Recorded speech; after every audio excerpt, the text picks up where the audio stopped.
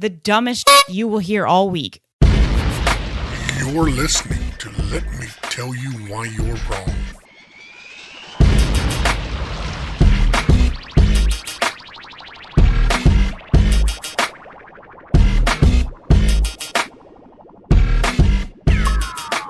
Welcome to episode 168 of the Let Me Tell You Why You're Wrong podcast. I'm Dave Roberts. With me is the owner of the Georgia Virtue, writer, journalist, dog mom, Jessica Szilagyi. Hello. How was your week? It was good. How was yours? Busy, and they get busier for people in my industry as we go along. But yeah, as we get hotter and hotter. But I did have a good conversation with the HVAC lead instructor for Chattahoochee Tech, and he's got some people that he's going to send my way for hiring. So that's good. That's exciting. Yeah, Crush it some is. Spirits. Exactly. Is the first thing. If you think you know anything, you don't. I'm going to reteach you everything you thought in school. Or no, I'm old. My knee hurts.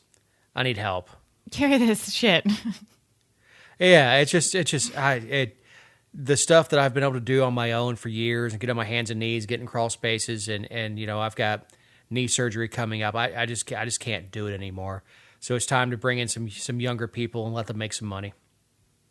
There you go. Look at you boosting the economy. Yeah, hand me your young men. Wait, what? Oh, gosh. So we have a poll shows tight GOP primary for Georgia governor. Internal poll commissioned by who else? Vernon Jones campaign, conducted by the GOP firm Remington Research Corporation, or Group, shows Kemp with a narrow 39 to 35% lead over Jones among likely Republican primary voters, putting him just slightly outside the survey's 3% point of margin error. Ooh, I feel so much like I'm on Fox News. Well, I can tell you that I despise at least 35% of Georgia Republican primary voters. That's strong.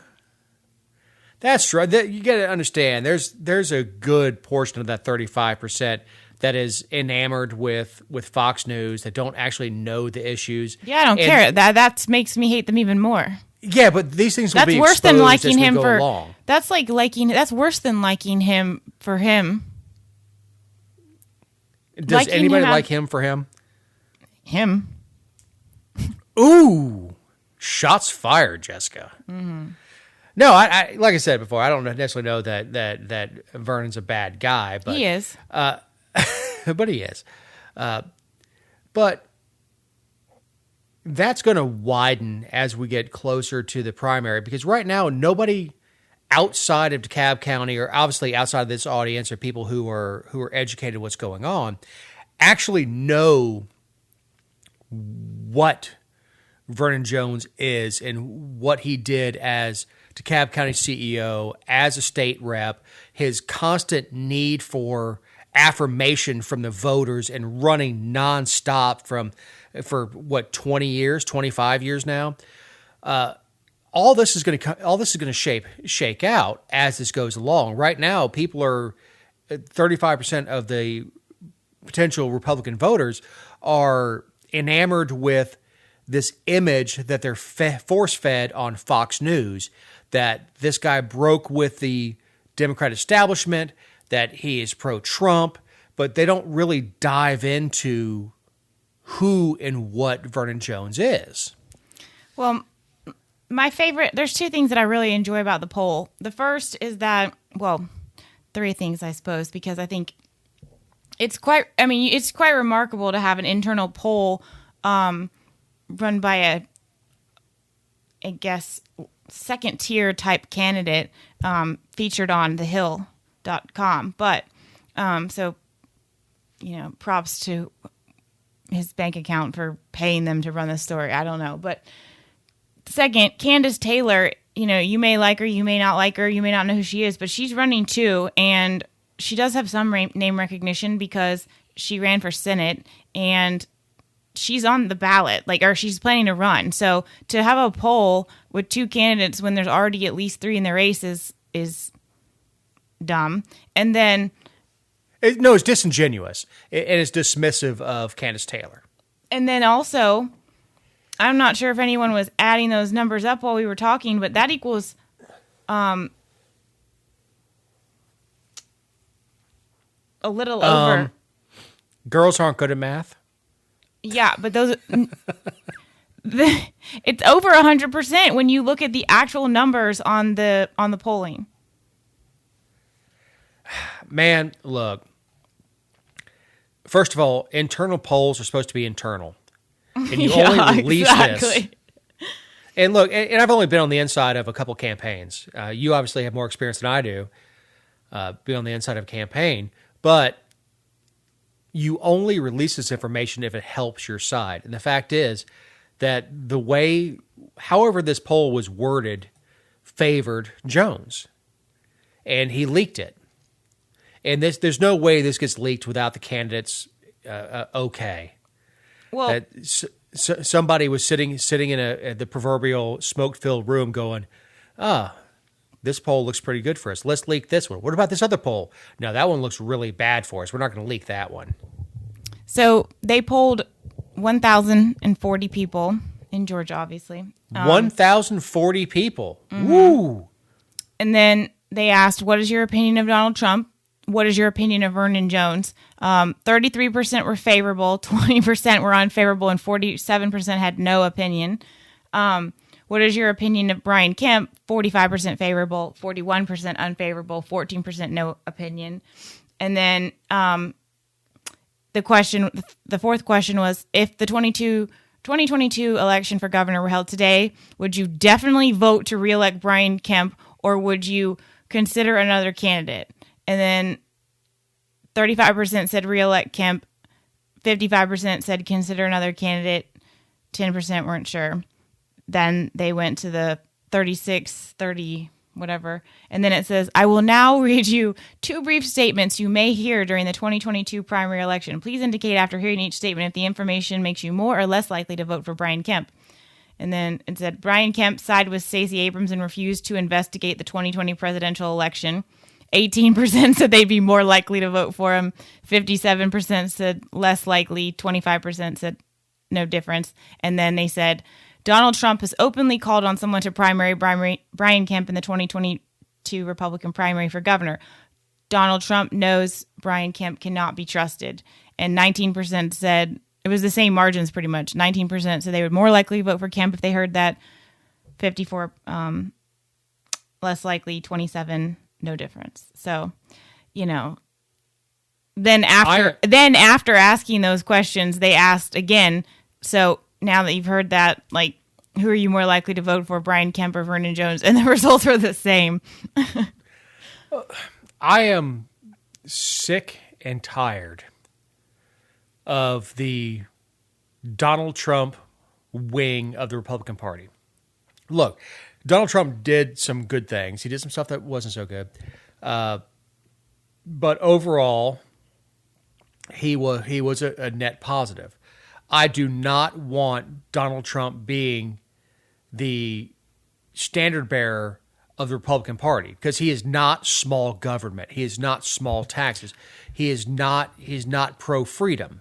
This is the same guy that instituted a slide fire ban, which you can be for or against that ban, but he did it via executive order and put one or several small businesses out of business by doing that, and put people on the street, manufacturing jobs on the street by doing that.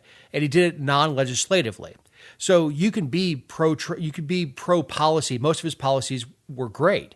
And I benefited 3.5 years out of the Trump presidency, and COVID's not his fault. I did much better on taxes and everything else through Trump. And I could admit that and say that if he ran again, I would vote for him again if he were running against Biden again. But to say that this is Trump's party, that we're going to judge our gubernatorial candidates on whether Trump likes them, kiss my... Well, I'm here to tell you that nobody gives way you think, or at least 43% of Georgians don't, because listen to this. So the last question was, thinking about the various types of voters within the Republican Party, which type of voter do you consider yourself to be? Traditional and establishment, 17%. Evangelical, 22%. Trump Republican, 43%. Libertarian, 4%. Outsider, 4%. Something else, 9%. That's overwhelming Trump identifier. It is, and evangelical and all that stuff. That's the Virginia Galloway crowd. It is, and you can see it on my bio when you pull the page up. I consider myself a Republican. The Republican Party left me when it went to the left. I didn't move to the right. I've always been the same small government, individual freedom person that I am today. But I didn't move. The party moved, and the party moved left and continued to move left and continued to move statist.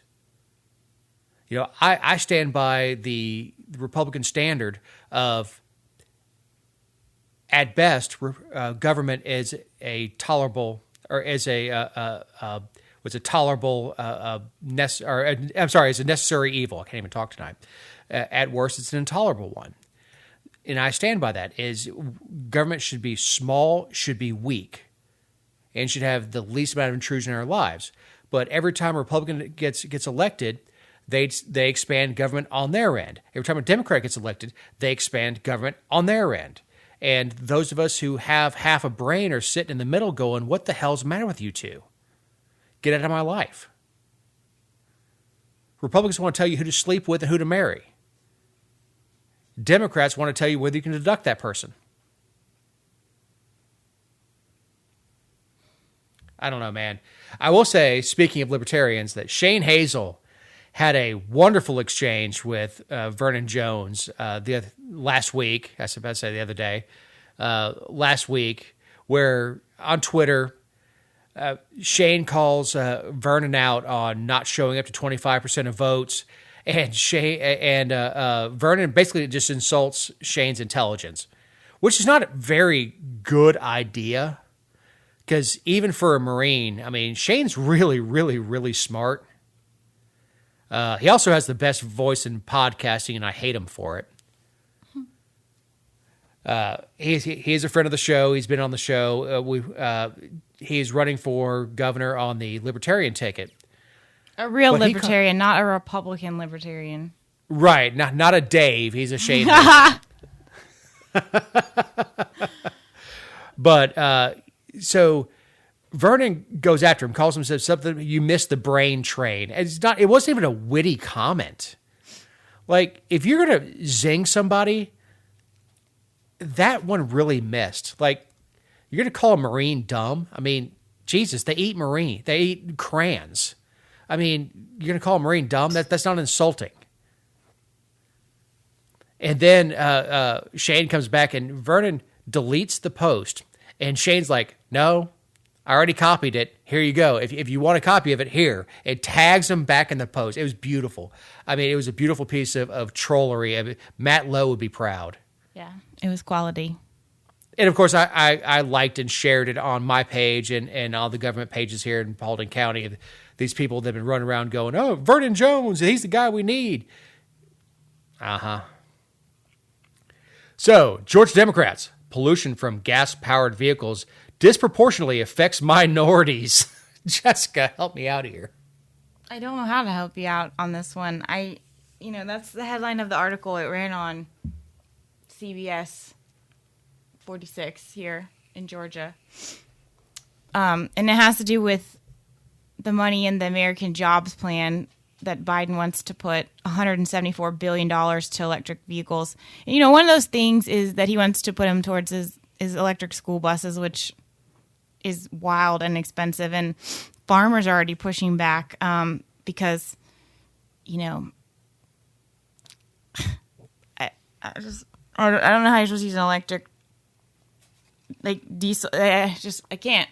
But electric school bus sounds like a damn band. It sounds like a good band name.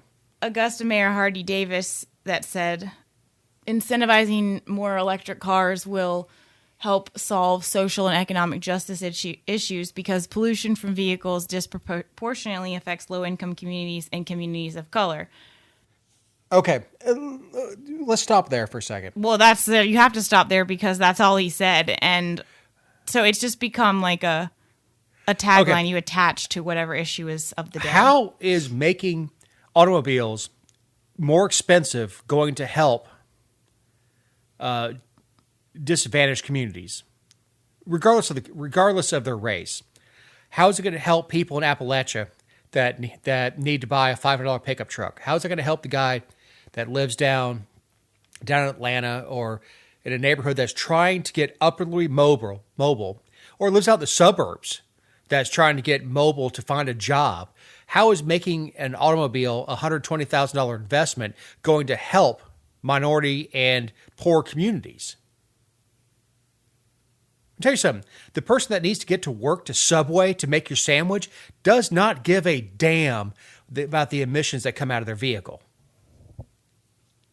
They're worried about getting to work so they get a paycheck so they can take care of their families. And they don't give a damn about what the school bus burns.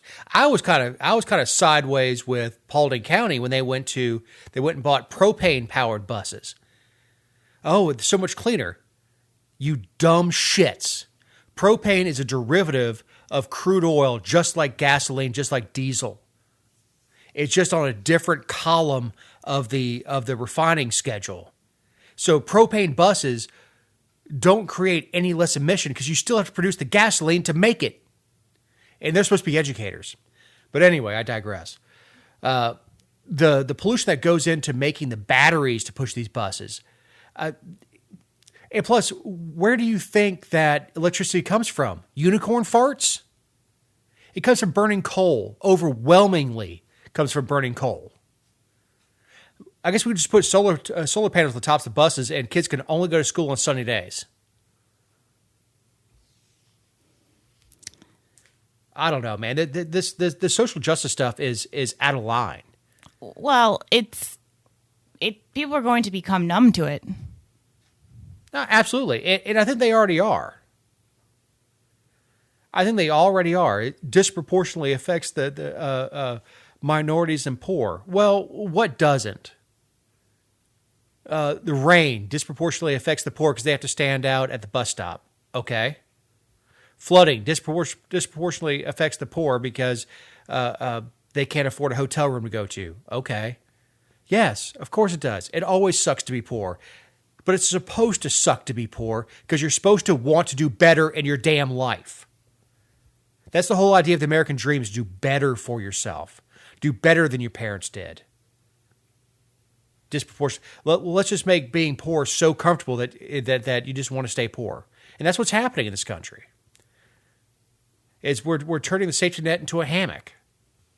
Well, we have to classify people off into victimhood. I mean, everything is about what class of victim people are. Right, and of course, I don't qualify for many classes of victim. I guess I'm fat. I guess I'm calorically challenged.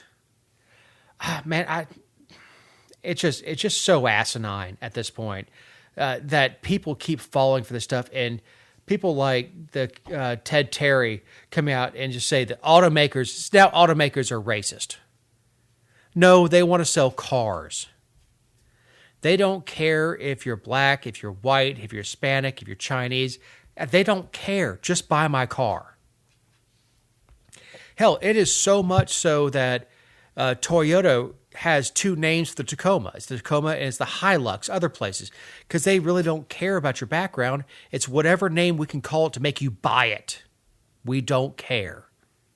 If electric vehicles sold better, they'd sell more of them. But the fact is they're expensive.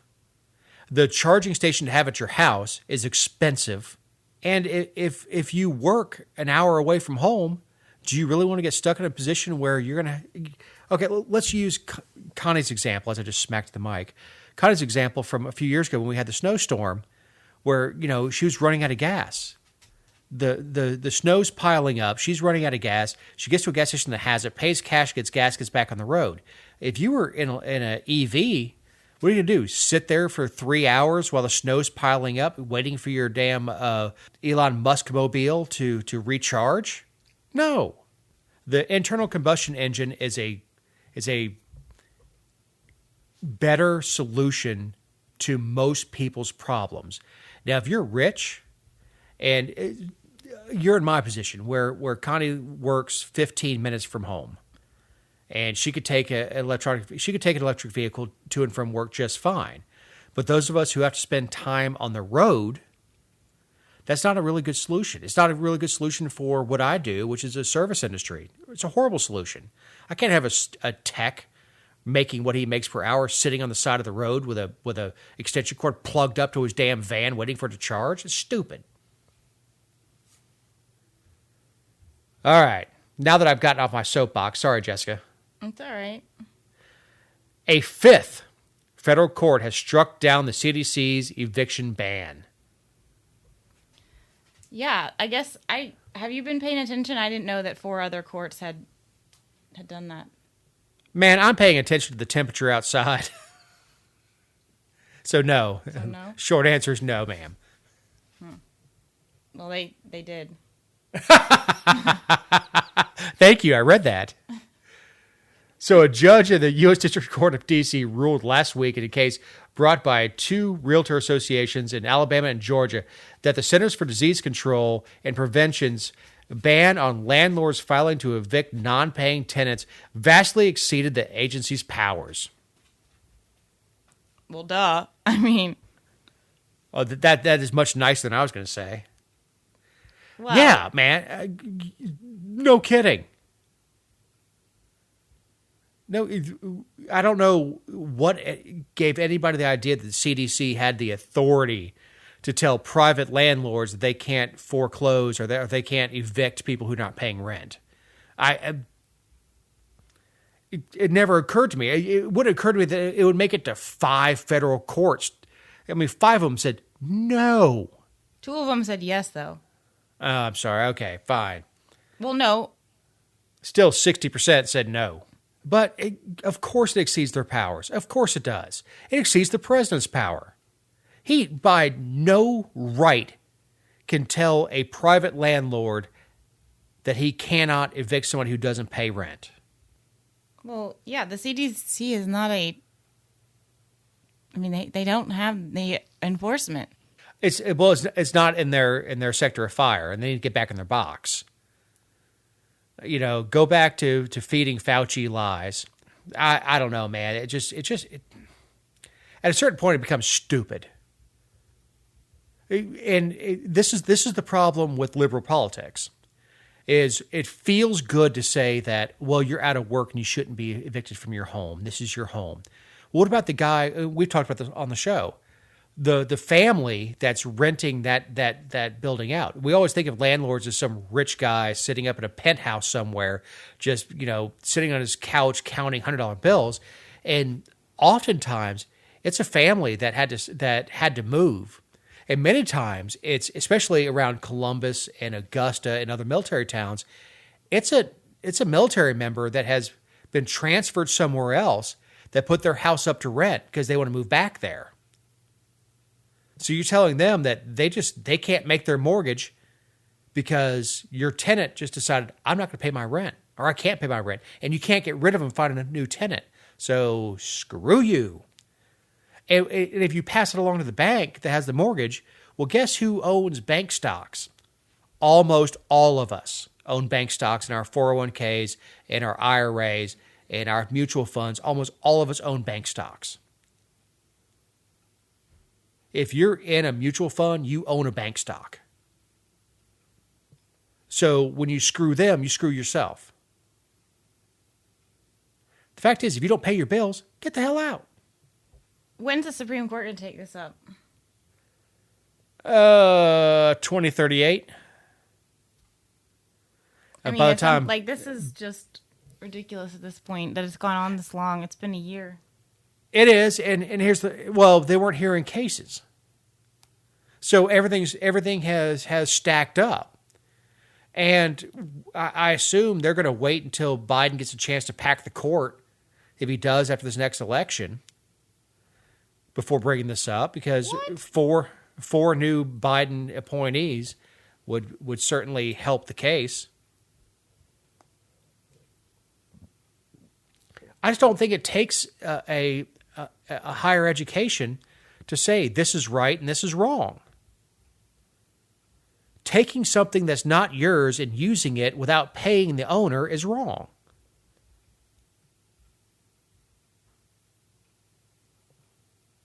Not to mention, rental prices are way, way, way, way up. So even if I'm made whole as a landlord for what you didn't pay, I'm still losing on what I could have gotten by taking this asset and renting it out to somebody else at 25 to 50% higher. So even if you retroactively make me whole, I've still lost that much money. Not to mention the money that I may have had to pull out of my investments accounts that were going up in order to make the mortgage payment that I was depending on you to make as my renter. But nobody cares about the landlord. Oh, he's just a rich a-hole. Well, Speaking yeah, of courts, he's a problem. Yeah, he's the bad guy that put a roof over your head, and every time you call and say my air conditioner's not working, send somebody out, or my toilet's plugged up, send somebody out. Yeah, he's the bad guy. But all we see on TV when we watch TV shows or movies is the slumlord. What an awful guy he is.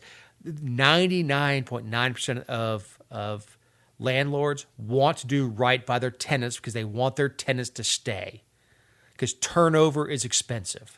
That's why landlords offer discounts for tenants who extend their lease, who renew their lease, versus going and finding a new one. They, besides being good people, there's a business reason for wanting to retain your customers rather than have them turn over. But I guess that's too much of a foreign concept for the liberal wing of our country. Maryland District Court Chief Judge bans thin blue line masks over bias concerns. Oh, my God. So it's limited. A public defender asked them to do this, and it's not limited to visitors in the courthouse. It's clerks, bailiffs, and judges. But my question, and it's not addressed in the article, and I couldn't find it before we recorded, but what about jurors? Because you're talking about the general public, but when someone's a juror, like they're not just a visitor. They're part of the process. Is he going to tell jurors what they can wear? And what right do you have to tell me what to wear as long as it's appropriate? Well, the other thing too is like he's saying that it's biased because he's taking the political connotation that this hasn't had for decades. I mean, it's supposed to be the gap, like us between the people and evil. They stand in the gap. It didn't used to be this pro-cop, defund the police thing. Yeah, and I remember when it was I won't say secret, but it was not open to the public. If there was a blue line on a vehicle, that meant that it was quietly telling police officers, "Hey, I know what you do. I know you stand the line between us and them." But it's just stupid. Is he going to ban MAGA shirts? Is he going to ban BLM? Now, look, if he bans all printing from his courtroom, that's fine. But if you're going to have someone in a BLM shirt or a BLM mask and let them sit and then tell the person with a thin blue line to get the hell out, that's a problem. It's also a problem that if you're telling someone to wear a mask, this is the mask I have. Kiss my ass. It's a public courthouse. It's public. I'm not saying you can do anything you want in there, but it is. We love to say it's his courtroom. No, it's not. It belongs to the taxpayers. You are temporarily occupying that bench as long as we pay you to do so. And when we decide that we don't want you there, you'll go home. You'll be just another lawyer.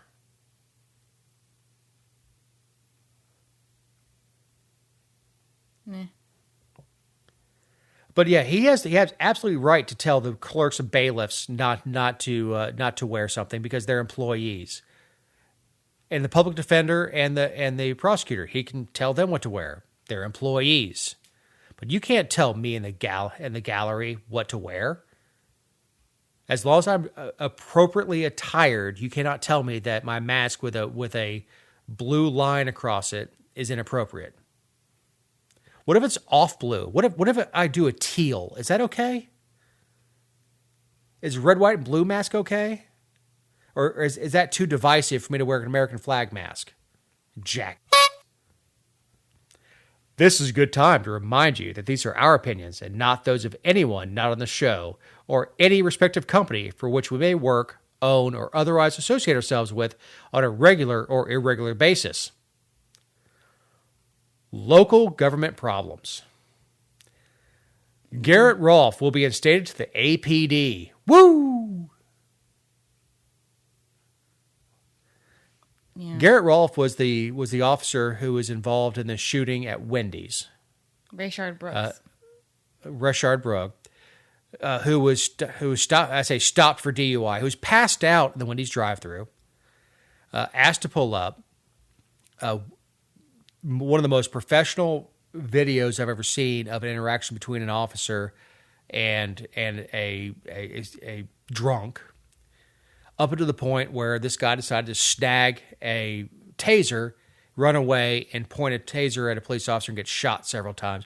And I'm tired of seeing the shit where he was shot in the back. Just because you're hit in the back doesn't mean you weren't turning and trying to fire at somebody else, which is what happened. But we're not going to get into the facts of the case. Jessica, what happened with his firing? Well, the shooting happened on June 12th last year, and then he was fired on the 13th. And, you know, at the time, that's when Atlanta was burning. And I guess it came out during the hearing that they had given him 1 hour to reply and appear and speak on his behalf. Like when they notified him that he was going to be terminated, they gave him 1 hour because Keisha had a press conference that she wanted to be able to tell people. And so basically the Atlanta Civil Service Board ruled that the firing process was not done in accordance with the city code. And multiple times throughout the process, like of how it all worked, and even just the fact that this is just now being appealed and heard, is all of it is inappropriate. But they violated their own ordinances in what they did, and supposedly they have this process for an emergency termination, but the board said, again, you didn't meet the standards because you didn't do any of the stuff that justifies an emergency termination. So APD put out a statement, which really pissed me off because, like, who are they to say anything? But it said, it is important to note that the CSB, the board, did not make a determination as to whether Officer Rolfe violated Atlanta Police Department policies. In light of CSB's rulings, APD will conduct an assessment to determine if additional investigative actions are needed. Like, they're stepping in it when they shouldn't step in it at all. And then freaking Keisha chimes in and says, the dumbest you will hear all week. Given the volatile state of our city and nation last summer, the decision to terminate this officer after he fatally shot Mr. Brooks in the back was the right thing to do. Had immediate action not been taken, I firmly believe that the public safety crisis we experienced during that time would have been significantly worse. Well, she just helped him in a civil suit against the city. Keisha, you ignorant slut. First of all, political pressure is not a reason to fire an officer. And I'm not saying that idealistically. I mean, literally, it is not a reason to fire an officer. Now, look, he should have been placed on administrative leave just like anybody else. He will have his day in court. I think he was overcharged. I think he'll be acquitted. But I'm not a lawyer. And any of the legal beagles that listen to the show can certainly tell me why I'm wrong. But I don't see him being convicted here. Do we have any lawyers that listen? One or two. One or two. I'm sure I've driven them off with my lawyer jokes.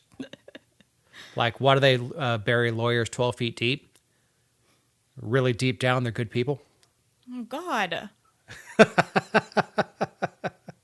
Terrible. But, first of all, the APD should have said nothing. If they said anything, it would be, we're going to abide by the CSB's decision and place Officer Rolfe on administrative leave. That's it. That's all that need to be said. No political statement, nothing else. That's it. Period. We're going to abide by their ruling. And fact is, you would not be, I'm not saying you, because you and I both work for ourselves. Nobody listening to the show that works for somebody else would be pleased with their employer talking about disciplinary action to the damn press.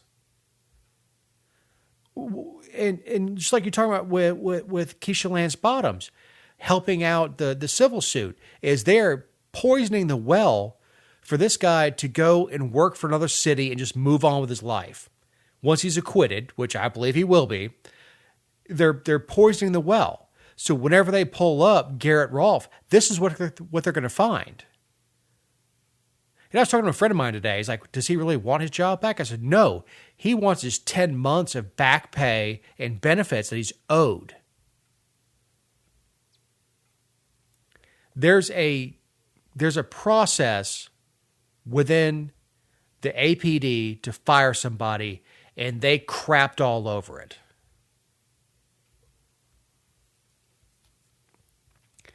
And this is not the first time they've done it. The other two officers that were involved with the taser of the two kids were fired immediately, and again the same board came back and said, no, you couldn't do that. You have to follow due process. These are the same people that are in charge of arresting every one of us. If they can't follow due process for their own, what hope do any of us have? And every person out there who's protesting for justice reform and everything else should look at this and say, if they can't police their own, if they can't follow their own policies and give due process to their own, what hope does the general public have? Because this is how they treat their own.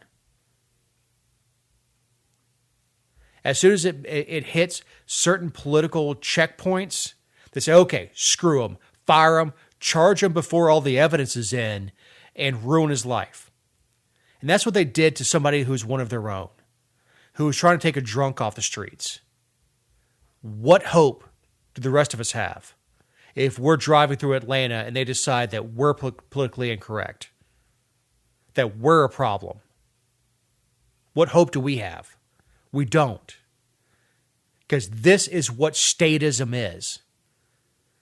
This is an executive at the city level given an edict that this person is guilty, fire him, charge him, and throw him in jail. If she could do away with the judicial process, she damn well would have. Well, did you read the quotes from the attorney for the Brooks family? Yes. So there's two attorneys. And right. One of them said that they were disappointed and confused by the board's decision, particularly since the criminal case against the officer has been bogged down in the courts. Quote, it appears that Rayshard Brooks's life didn't really matter and the world has moved on, adding that Rolfe has received more justice than the Brooks family. Now, he said that. And the other attorney, Justin Miller, said, you have a person who is going to stand trial for murder who is now back on the force and able to do the same things he was doing before. Okay, so wait, hold on.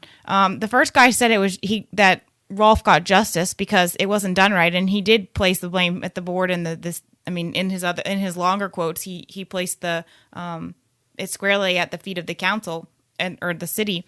But then, so he says that Rolfe got justice and it moved faster or more justice than the Brooks family got.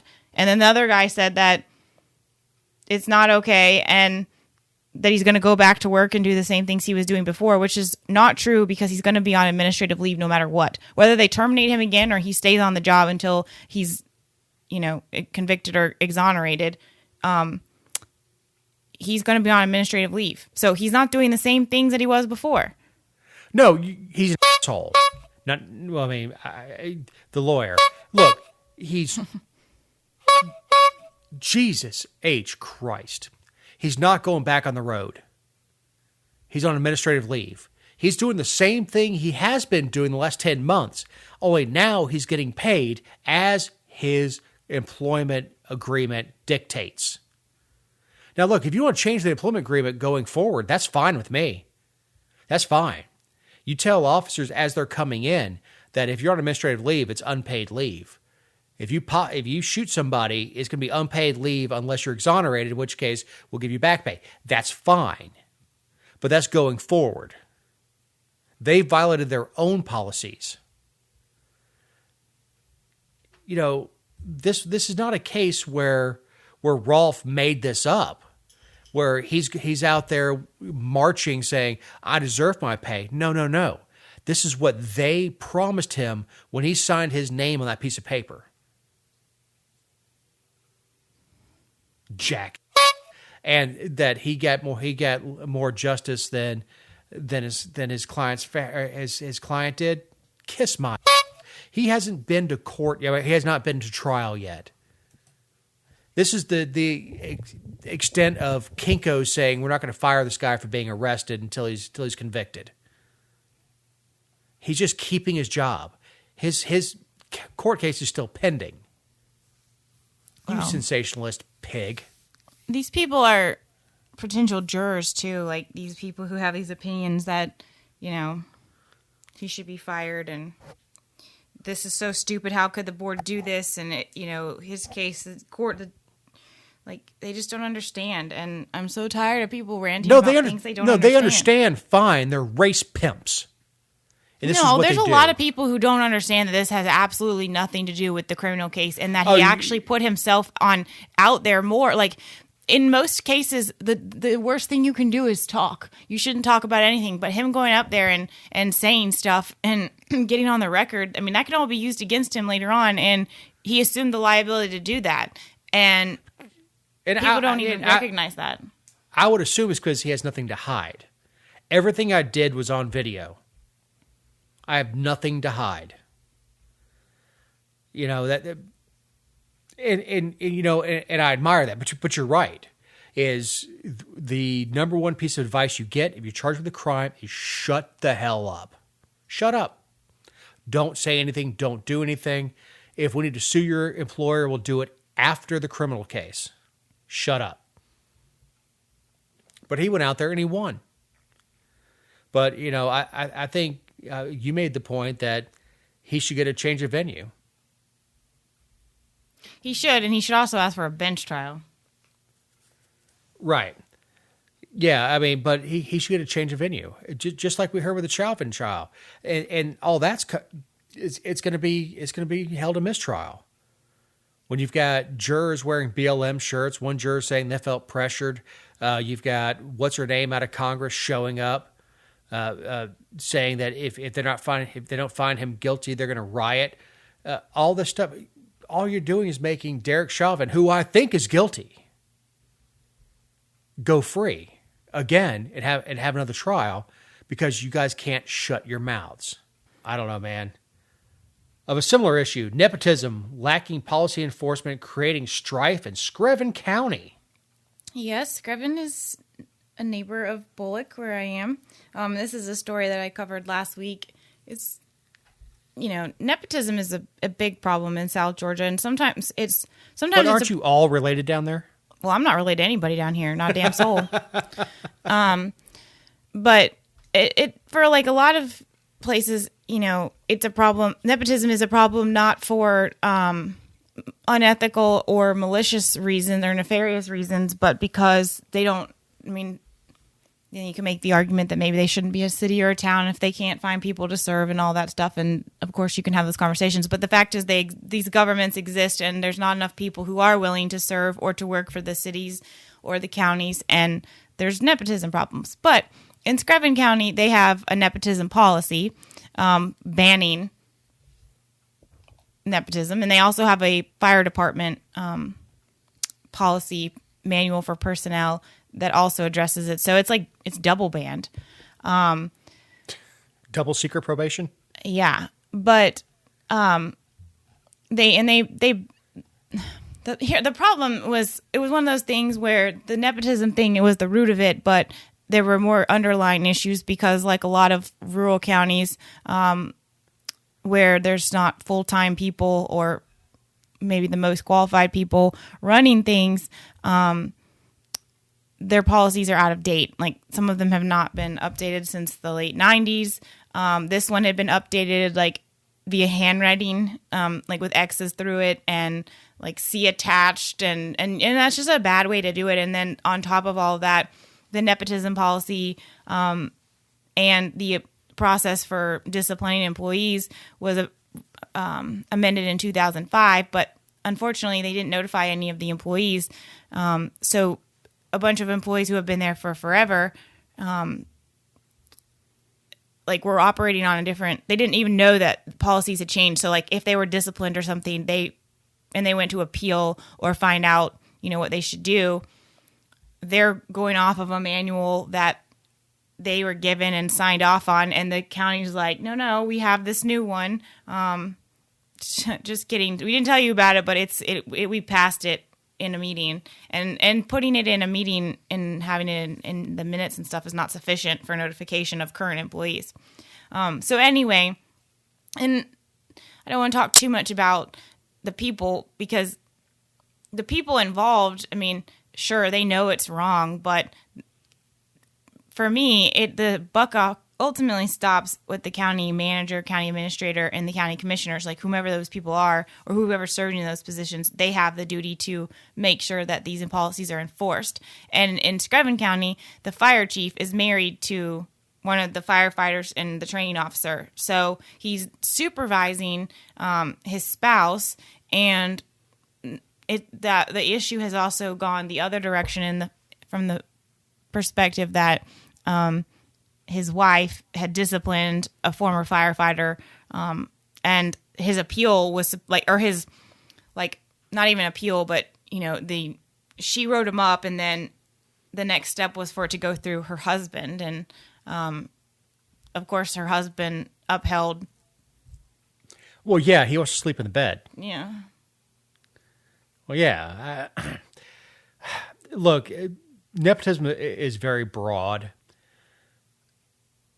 Obviously, the wife writing somebody up and them appealing to the husband is a problem.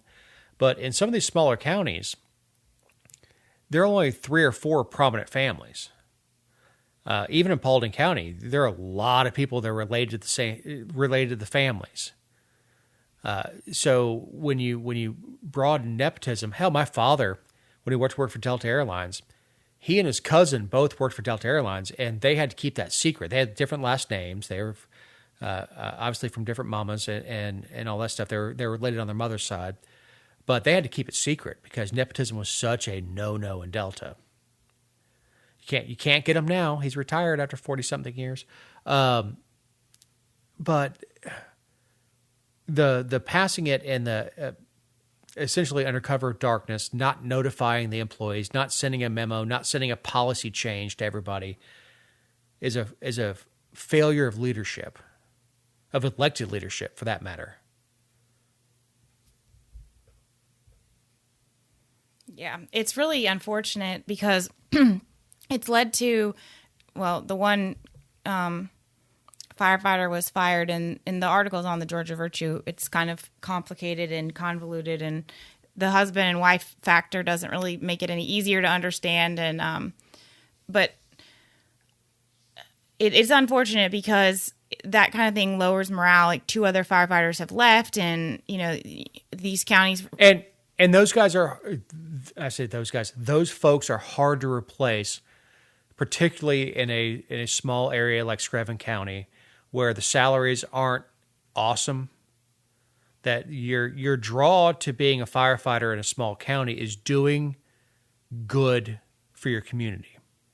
Well, the issue is more that, on top of the employees, they have a lot of volunteer firefighters, and it just impacts everybody when stuff like that happens. And true to form, like all these stories, one thing comes to light, and then it's like a domino effect of other things. And So there's going to be more out of Screven County, but it's just unfortunate that something so easily preventable. Like, I appreciate that, his wife wants to be a firefighter, but she doesn't have to be a full-time employee. She could be a volunteer firefighter. And if you really wanted to manipulate the system, which I'm not suggesting that they do, but she could work in under the public safety umbrella where he's not supervising her, and she could be over training and something else, like training for maybe EMA and for the fire department. And then he's not supervising her. She still has a job,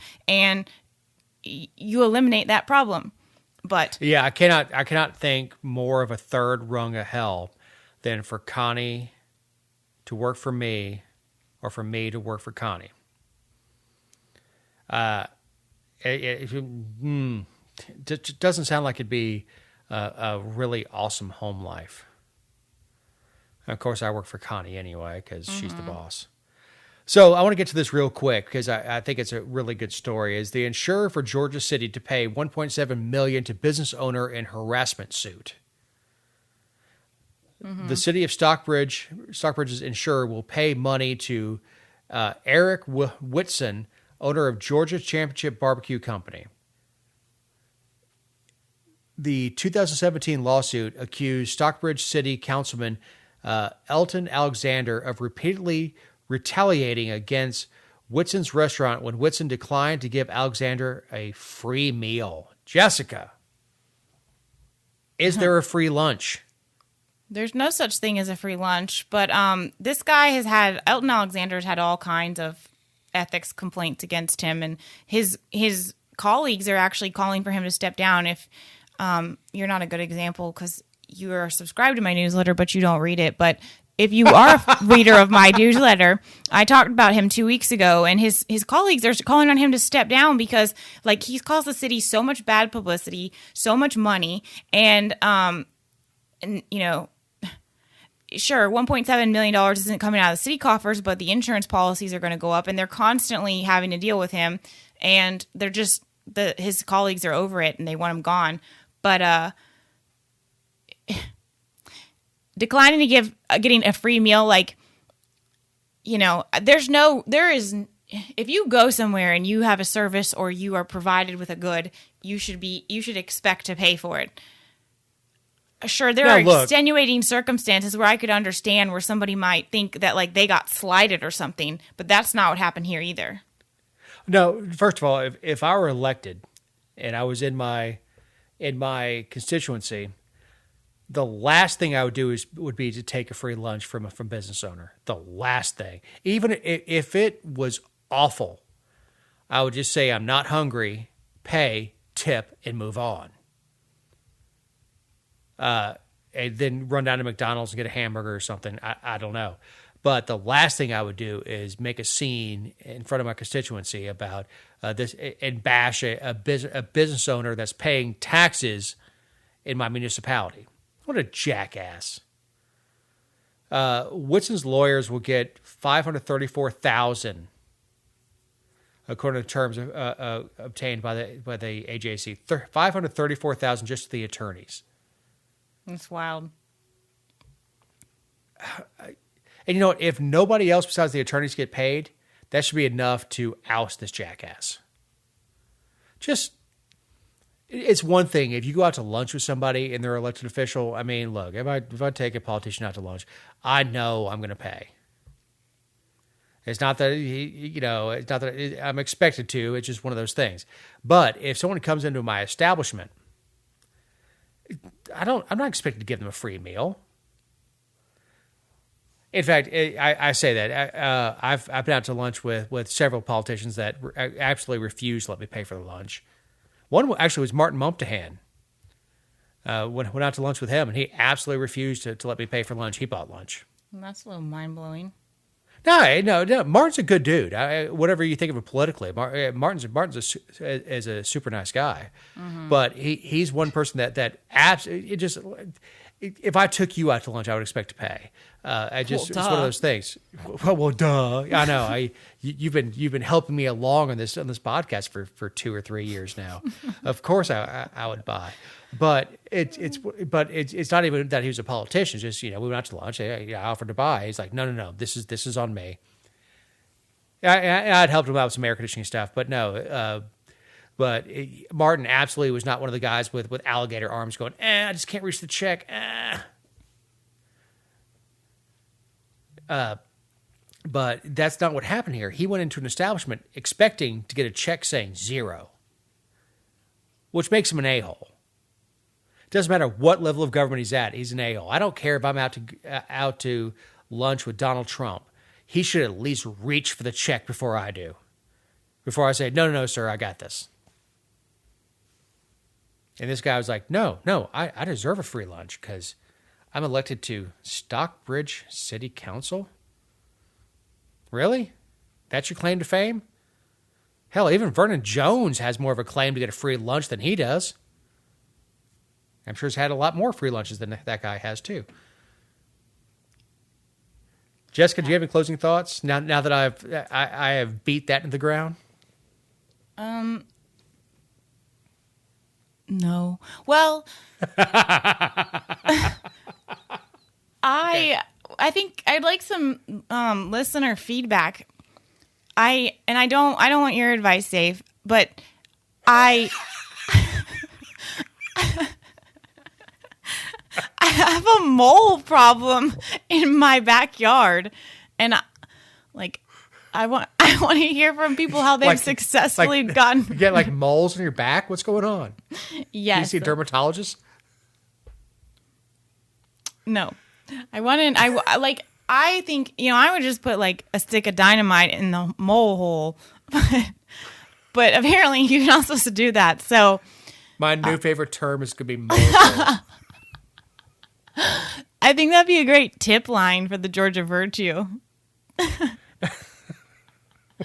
Not how can we do better on this podcast, but tell me how to deal with my moles. Yeah.